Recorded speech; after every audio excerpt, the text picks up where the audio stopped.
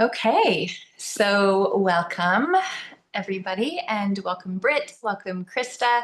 This is our first official Blue Lotus Collective podcast. We're super excited.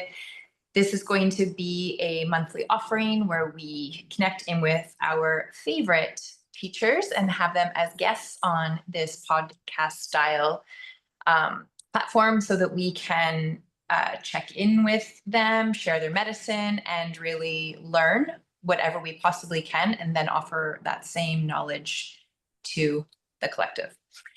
So, really happy to introduce Krista Mitchell to this first podcast. So, Krista is a 20-year plus deep healer, works with crystalline energy. She's a facilitator, she's an author. I believe you even have an online mystery school that I'm really curious about. I do, yep. And channels dragon energy, connects with crystalline structure, connects with galactic frequencies, all with the intention to be able to hold space and support people as they shift to higher levels of consciousness, which in this collective forum, we talk about levels of consciousness, which really just means levels of awareness and where we're operating from. So super excited, Krista, to have you here and share your wisdom. And really, we do want to really get into everything that you offer, and we have some questions for you. But first, I would really love to, because when we connected in about what we want to talk about today, we were mentioning about the kind of the collective energy as far as like what we're experiencing kind of in our external reality, and what we're noticing with the people that we're working with, the people that we're supporting, the people that we're relating with, all of these things. And we were talking about, and within ourselves too, we were talking about this sort of energy of anxiety that feels kind of like ever present right now. And I thought that might be an okay place to start so that we can kind of tune into what's happening, and then if there are any crystal allies that might be really good for people right now to create a relationship with. Yeah, it's what it feels to me is like a heightening. It's like a heightening of energy. And as you guys know, I channel through the crystallines, and I channel through individual crystals, but then I also channel through the collective crystal consciousness, which is not limited to this planet. Because from what I have learned from them directly, and apologies, I channel and I commune with them and all that with my eyes closed. But what I have learned from them is that they're essentially necessary to the fabric of our reality, which is why they're ubiquitous. You can find them, they're all through space, through the universe, in planetary forms, on different levels or gradations of density. And they channel the light code energy of the universe, because they say everything ultimately is made of light. Even darkness is encoded in light, and they channel, they receive, they encode, they emit this universal light in varying degrees of frequency. And so when I tune into them collectively, what they're saying to me very clearly is that ultimately what this is it's almost like a loss of density that we're experiencing, that is in response or relation to what is happening with our sun right now. Our sun, the solar storms that are happening, the flares, the coronas that are opening up, which are already having a geomagnetic effect on our Earth. We're seeing it in the earthquake activity that we're currently seeing, potential tsunami, volcanic eruption, seismic shift, and so on. So while the Earth is going through her own, oh geez, her own shift, ascension, elevation. We are too. And what I'm hearing is that this is a necessary intervention. It's a beautiful thing that I channeled from the spirit of Moldavite, which is considered to be a quote unquote extraterrestrial crystal or glass substance because it's not entirely of this planet. Um, and it was, I've completely lost my train of thought. Isn't that so much fun? What was I just talking about? The mold, well, you're That talking about the, occasionally happens. Sorry, what? it's okay. You were talking about like the sun and how we have to go through these necessary cataclysmic as it's literally starting to torrentially downpour here where I am, Oh, yeah. and thunder. Anyway, so you were talking about the weather patterns, you were talking about the sun, you were talking about how we have to go through these seismic internal shifts. And then you Mm, said how it led you to Moldavite, and Moldavite mhm. is an off planet ally or partially off planet.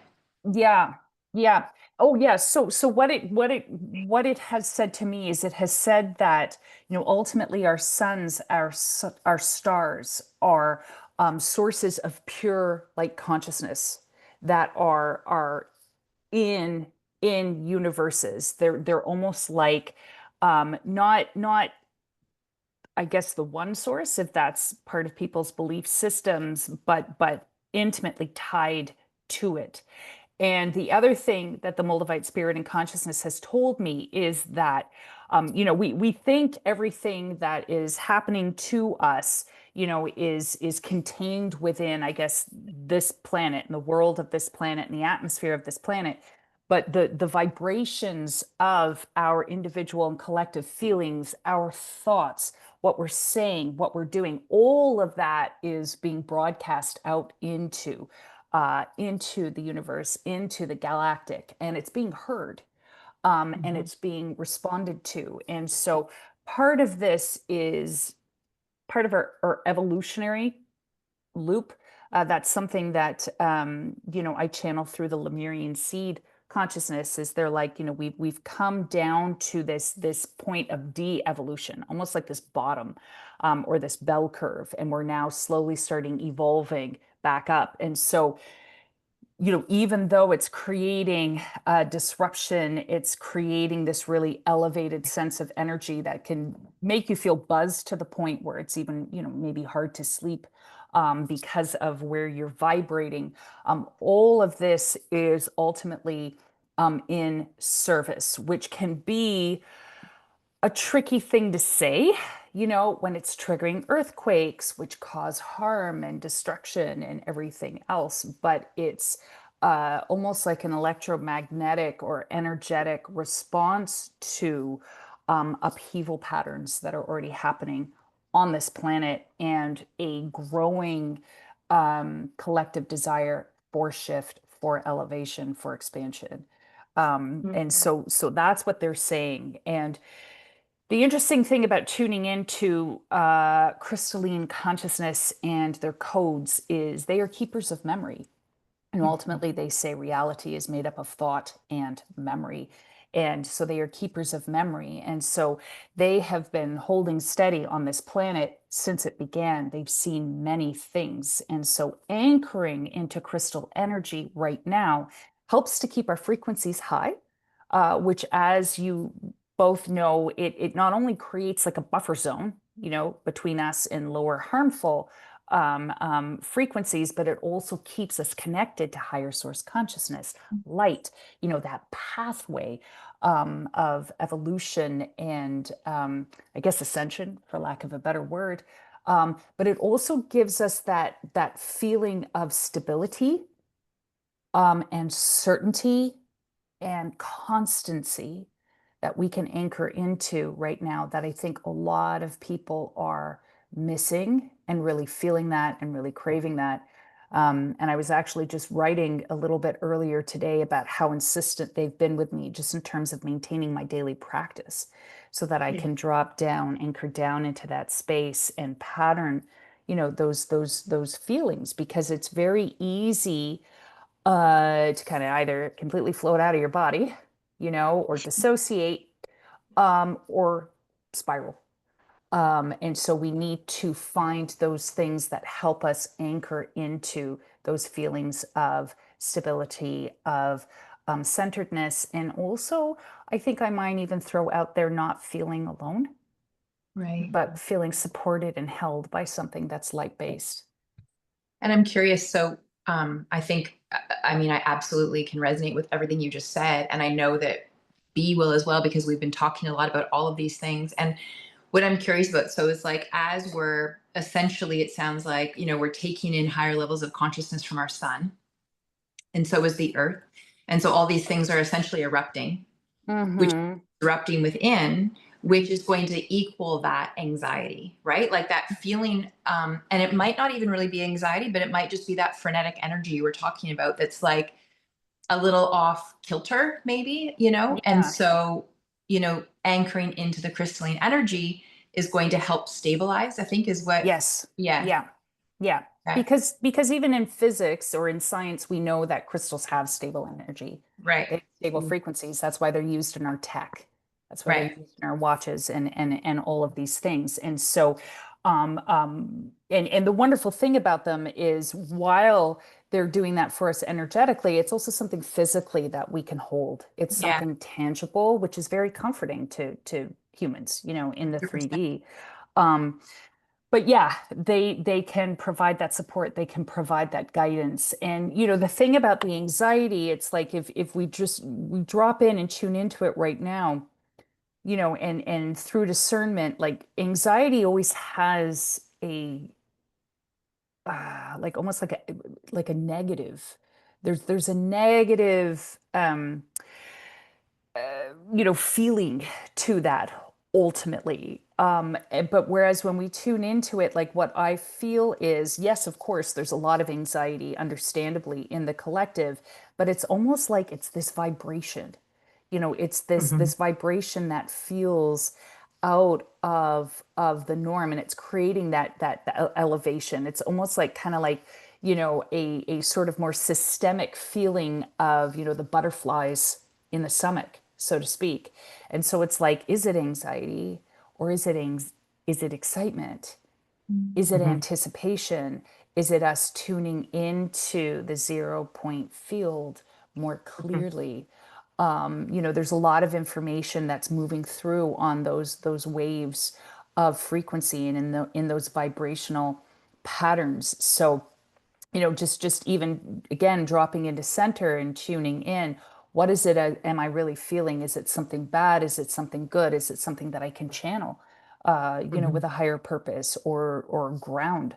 Um, so I feel like a lot of us are being called to that greater awareness and that greater sensitivity now. Would you guys agree? Does that, Mhm. yeah. Absolutely. Krista, I have a question for you with that. This just came while Yeah. you were speaking to, let's connect back to the cataclysmic events that are transpiring, within the planet and the earth. And when we connect to those crystal grids, so what I've come to notice is when we have these disasters, there's also other locations in the world that these new structures are now illuminating themselves, they're presenting Mm, themselves, they are showing themselves. So these crystal grids, as we're experiencing different forms of clearing, however we want to look at that within weather, there's also that connection to the energies that are opening up.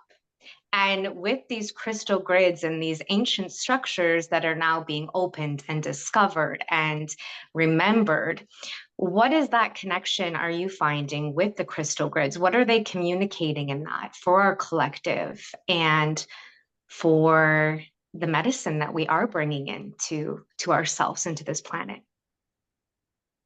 that when I it's and that's a really it's an interesting question, and there are different answers, because even if I just look sort of energetically at the planetary grid, the crystalline grid, the planetary energetic body. It's like there's certain hotspots that I can Yes. see. And the crystals have even been telling me where some of these, quakes or you know, events are going to take place. And I mean, so far they've been accurate, and it's not something I talk about because I don't prophecy and I don't, you know, want people to go into fear. But so I see these hot spots, and some of the grids, and this is interesting, are rotating.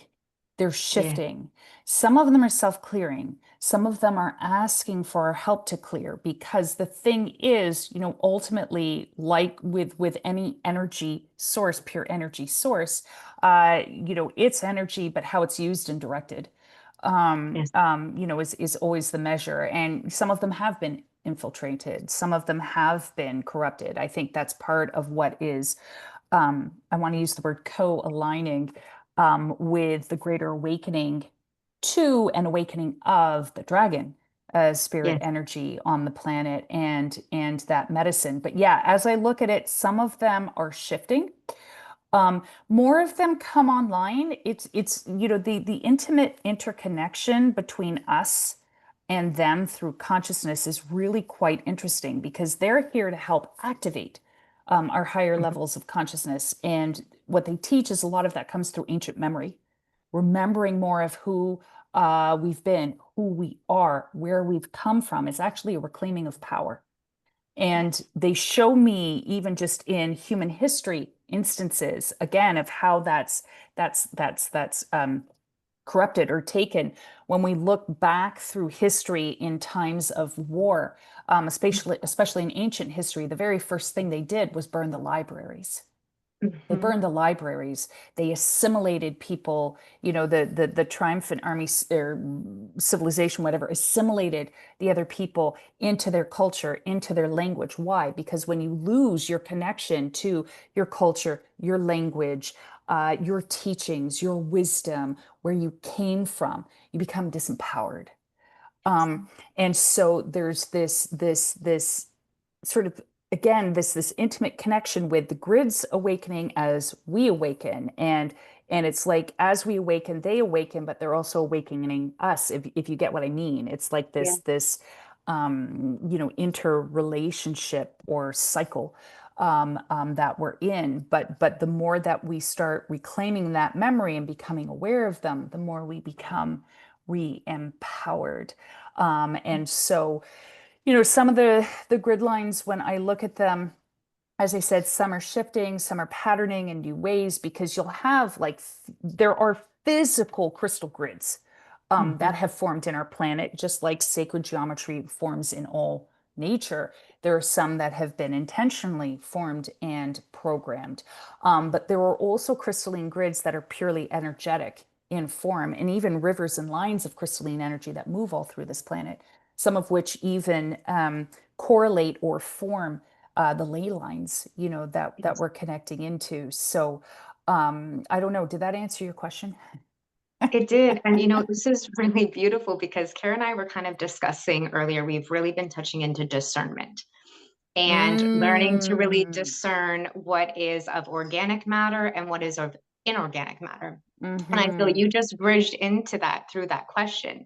And that's where we kind of wanted to open up today as well, is, connecting in. So when we connect to the crystals, how do we discern what is organic and what is inorganic? hmm And I want to touch into this if this feels in alignment as well. So even if something's been destroyed, right? So let's say a crystal grid was manipulated or, chosen to be directed maybe and not the way it was intended, and it's organic matter. hmm You can always still access that organic material, correct? Even if the energetics are not programmed in that way. hmm Yeah. Is So that can you just quickly define what you mean by organic and inorganic? so? Let's say that the crystal grids were organically coded, created to hold Okay. a certain frequency. And then some energy or force came in and maybe decided to change that, Okay. right? Yeah. Like manipulate. Yes, manipulate. I'm like, let's use the words very nicely. I'm being very kind here. Let's say that these energies got distorted, they got manipulated. Mm. Would their resonance still hold that organic coding? So let's say that, Ah, I yes. get you So now. Yeah. Someone who's connecting in with the grid point and they're discerning into that matter. So they may see the manipulation, but they can also tune into the Akasha memory of the organic matter of the ley Yes. line. Okay. Yes. Yes. Yeah, that all applies with the crystallines as well. Right. Even if, because you and I have encountered this where crystals have been like purposely encoded with dark memory. They can Yeah. also be encoded with dark consciousness. I remember a friend of mine years ago had this piece of fluorite, and he's like, I can't clear this. And I took hold of it, and there encoded in that crystal was the consciousness of what in my language I would best describe as a dark priest of Atlantis, Mm-hmm. preserving memory, preserving energy, preserving consciousness. And that again has been programmed Right. into the crystals in the earth, both in terms of light beings and dark. Right. But what I maintain is even with those encodings, even with that energy in the crystalline field, the spirit, the consciousness of the crystal is still pure. It's kind of like how that story of the wise man swimming in the Ganges, and he's asked, "Why are you swimming in the Ganges when it's so filthy?" And the wise man replies, "It's the dirt that's dirty. The water is pure." Right. Whoa. And yeah, isn't that beautiful? It gives me chills. And so it's the same with the crystals. When it's almost kind of like a little back door I will sneak into. And working with the crystal, with the consciousness, with their original encodings, we can transmute, repel, clear what's dark. And it's interesting that you asked that question because in my community, in my mystery school community, there are some of us who are gearing up to start, some of our own circles where we're doing that clearing work, where we're coming in and starting to undo that interference or that corruption, so to speak. It's just, as you guys know, one needs to do that carefully, and one needs to do it safely, and preferably while not popping up on any particular radars. So, but yeah, the inorganic and the organic, I get where you're coming from, and yeah, ultimately they can be returned to a pure state. And in a Thank simple you. way, that's what we're doing whenever we're clearing and charging crystals anyway. Yeah, Thank you but for sharing that. That was yeah. powerful connection. You're welcome. You're welcome. They'll still have their memory too. That's the other thing. They'll still have the memory even of that. But yeah, the spirit Well, I always remains look at pure. that, artifacts can be destroyed, but when we understand how the Akasha works, you don't need a physical object to be able to connect in with the frequency of. And I feel that the crystal grids, like you said, what's been channeling through, that there are certain energies being called to this ley line work with the crystals right now. So this is beautiful to put forward that you have that medicine accessible and available for those who maybe feel called. Yeah. Yeah, absolutely. Yeah, absolutely. Krista, do you feel so when you talk about it within your mystery school and how some of the groups, it sounds like you're kind of like sectioning off a little bit to do this grid work. Is that something that you would go to a physical location, like actually, or are you going to hold that space remotely? Oh, we do the work remotely. Yeah, okay. That's what I Yeah, figured. we I mean, do I the know we work. could do it in person as well, but it's not necessary. Like, so if you are called to clear landmass or connect with certain grid points on the planet, or if there is a certain geographical location that keeps coming up to you, it doesn't mean you've got to like pack a suitcase and go. You can, you know, access it Yeah. from remote. Yeah. I actually feel it's more powerful to do it remote. Yeah. Once you start working with crystalline energy, consciousness, and those code frequencies, you're out of space time. Right. And I personally, there's some work that I actually want to start doing in person this year, going to certain places. But I also feel in many ways it's clearer, it's more strategic, it's more effective to do it remotely, because then you're not being affected by what energy is being emanated from, the whatever's in that landmass Yeah. and so on. You And can I would get in say and get out. safety as far as interference goes, because I know that 100%. like for me, I've been the type of person that's been packing my suitcase and going to all of these places, and I'm in the travel mode right now, which I know is aligned for me. I'm okay with that. But I do also see that there are ramifications of that, that there is, um, that you do have to be really diligent, mindful, discerning, you know, very grounded and in your knowing of what you're doing because of this, like, we'll call it inorganic, whatever it is that is coming, that is clearing. Like, yeah. So I'm glad that, that we spoke about this, and I agree, like the remote probably is way more powerful, because I even think of that in like a distant energy session. Like there's so much more accessibility because there isn't the interference of the Exactly. physical body, like you're able to tap in on such a different level. So yeah. Yeah. It's freeing our minds of that limitation of 3D time space. Mhm. That's all it is. And that's so often what the crystals talk about, is that they're here to activate us. That's ultimately what they're meant to do, like us, wearing them to, heal the heart or attract a boyfriend or money or whatever. It's kind of like it's like we're benefiting from the energy, but we're really only hitting the tip of the iceberg, in Mhm. terms of working with them. It's when you get into those deeper layers of consciousness where they're like, ultimately what they keep saying to me over and over and over again is they're here to activate our higher potential, the light codes in our DNA that are dormant, our ancient memory. But it's ultimately all about freedom. Freedom. Whether you want freedom from the reincarnation loop, whether you want, freedom from the conditioned mind. They speak so often of freeing people from the quote unquote tyranny of the conditioned mind, which I feel is so, so powerful.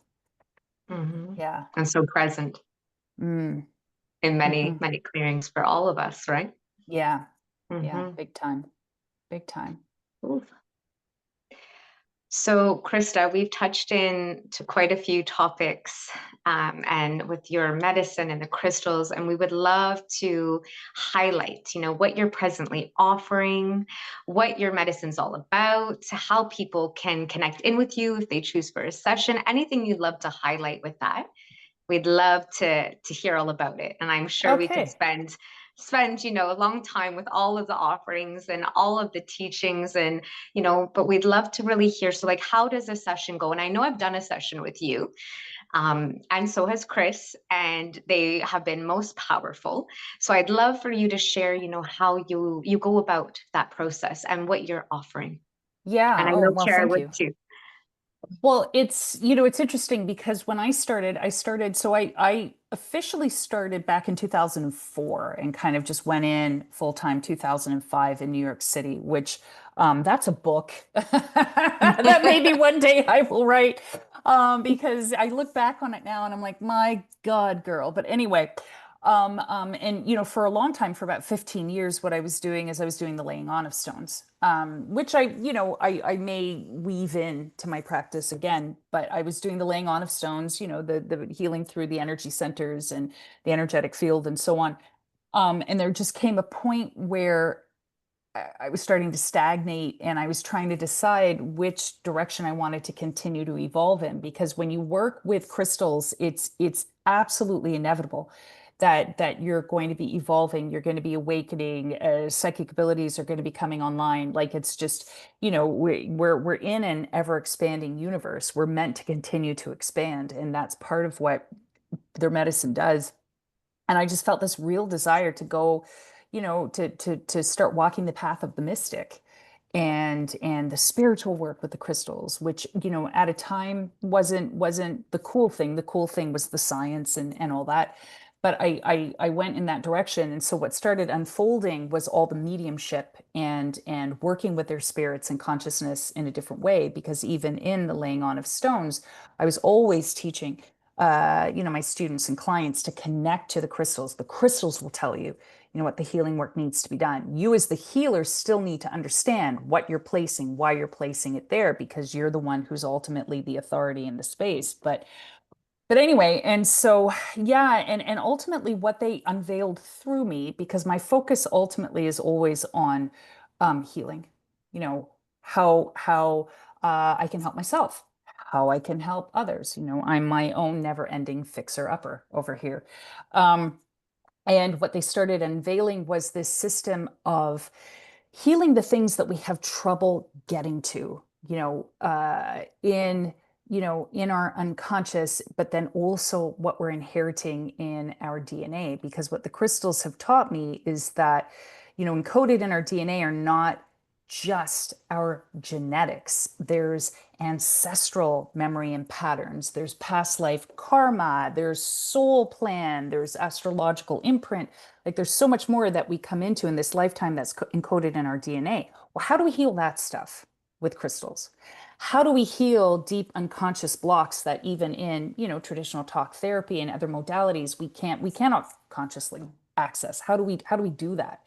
And so what the crystals taught me is, in this mediumship vein, when we drop down into trance, into a theta state with the crystals, they start guiding us through these types of dreamlike journeys, almost like shamanic journeying, or psychedelic medicine, where all of a sudden they're guiding us to these things we've inherited, these blocks in our unconscious or in our DNA, our cellular memory, which is something that they're even exploring now in science, though particularly more based on the physical.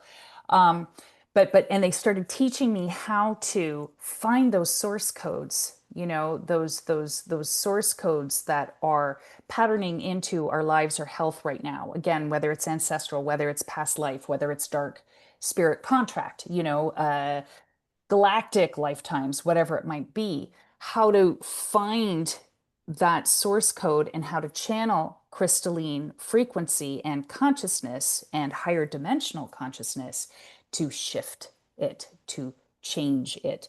And so while they explain that, ultimately what's happened in existence has happened, it exists, it can't change.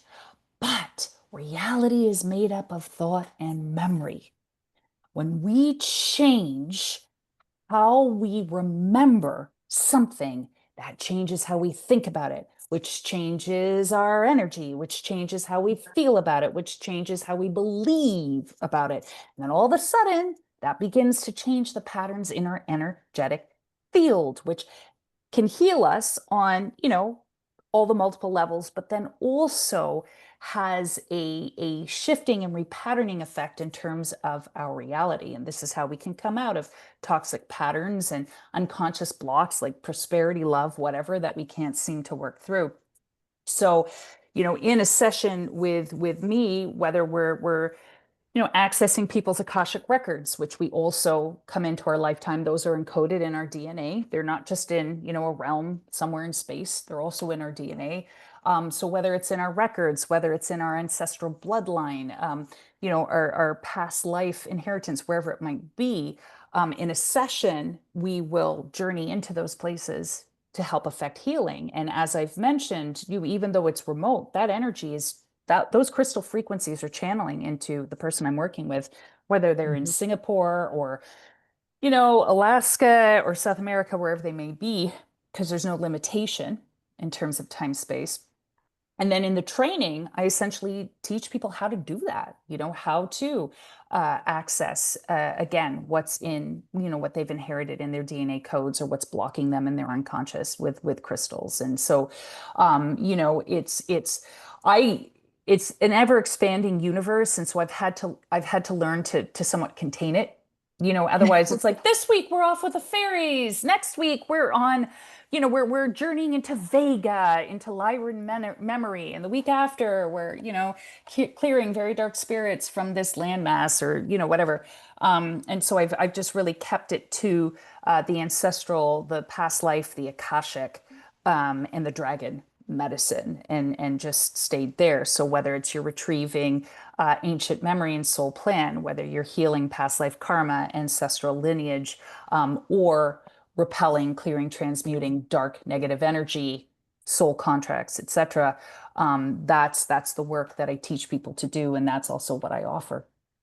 I And love I that. just took 7 minutes to say all of that. So there you go. That's good. No, it's really good. Beautiful. And what I love though is that it feels like your work is continuously guiding people actually back into themselves, which I Yes. think is, Yes.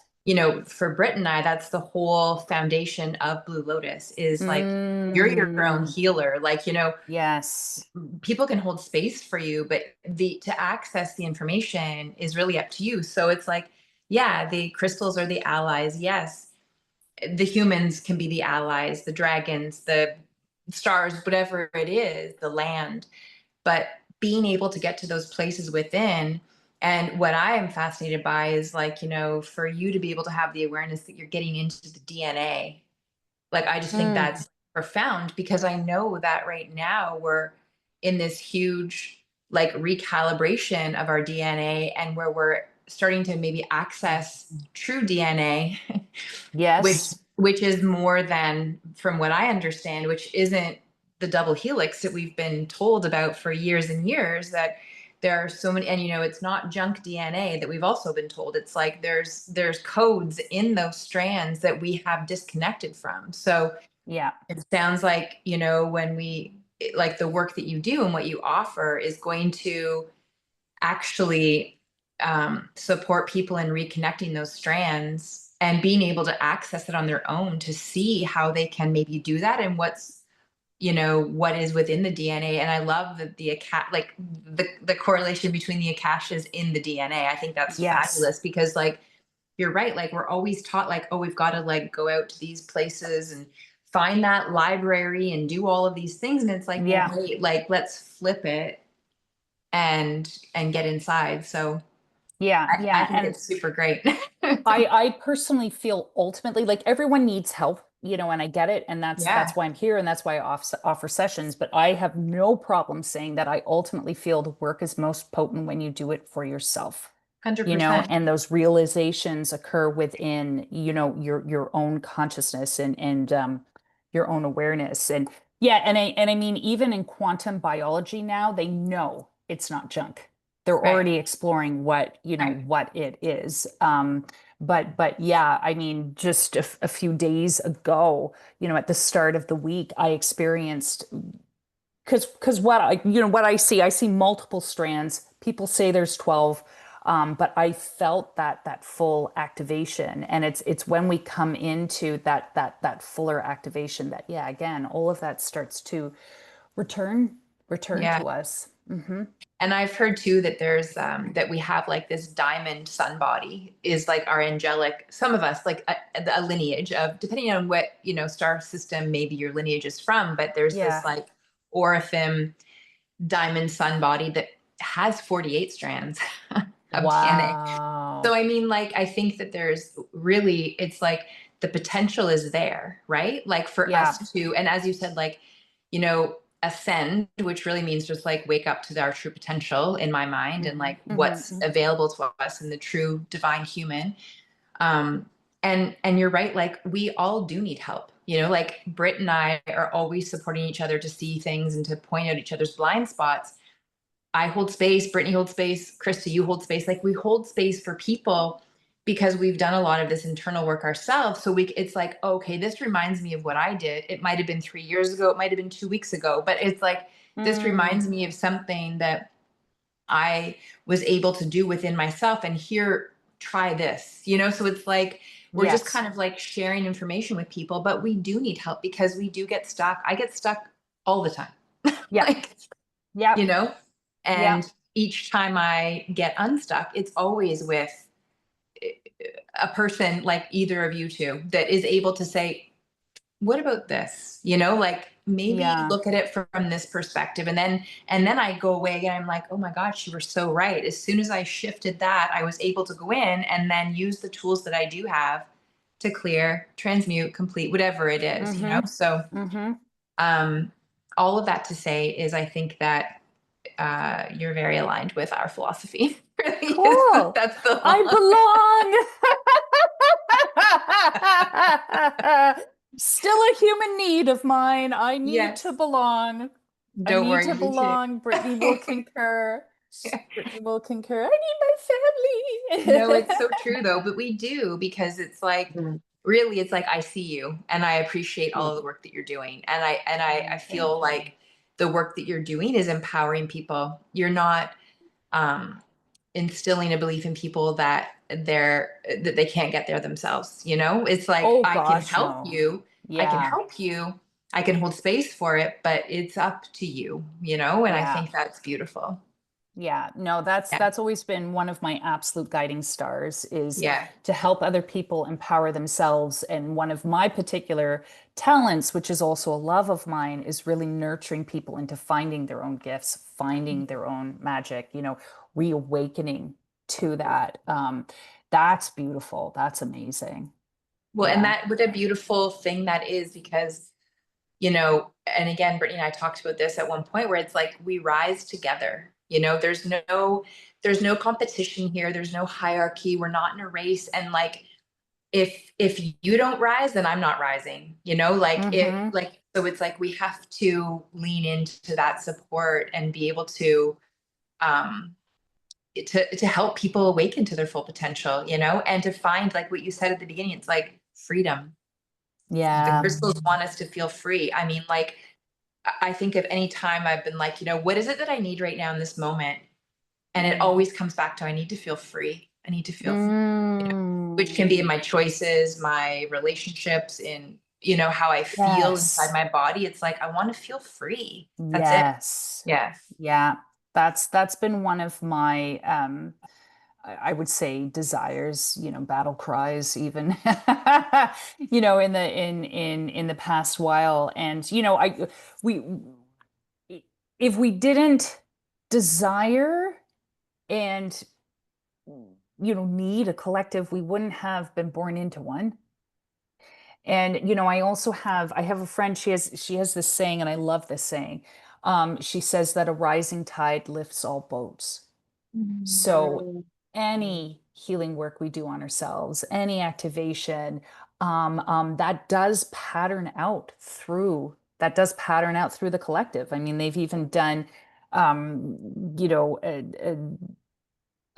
studies on this, just even in terms of, like the hundredth monkey, Right. right, Right. effect, or Yeah. what was it?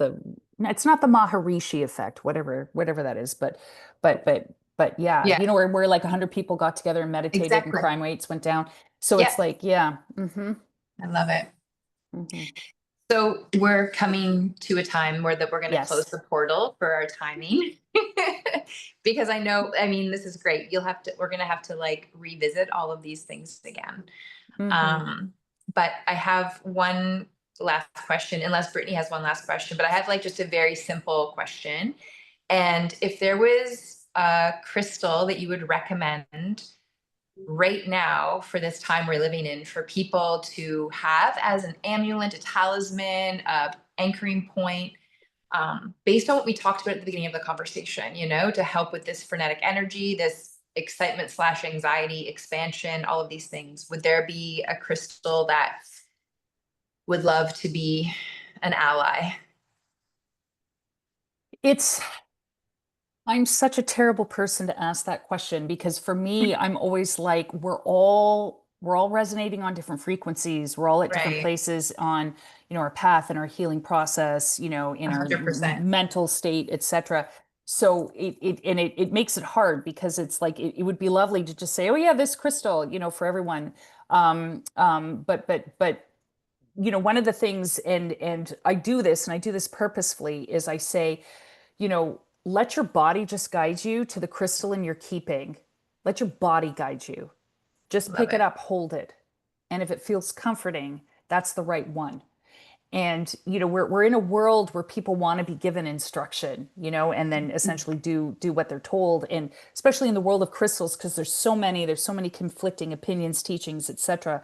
It can get very overwhelming, and so people just want to be told a thing. But it's like the very foundation of my work is creating space for people to start trusting themselves and forming that resonant, intimate connection to crystals themselves, so that the deeper work can begin. And so that would be my advice. If you just sort of, wherever, because we all tend to keep our crystals usually in, sort of a central place in our home, or sometimes it's an explosion of them everywhere. But just let your body just walk, and pick up and grab the crystal that you feel pulled to. And as I said, if it feels comforting, it's the right frequency, because I could say, grounding crystals or whatever, that isn't necessarily what people need. Some people Right. need that higher frequency right now Right. to lift above, Right. So I I guess, love but it. I guess that would be my suggestion. But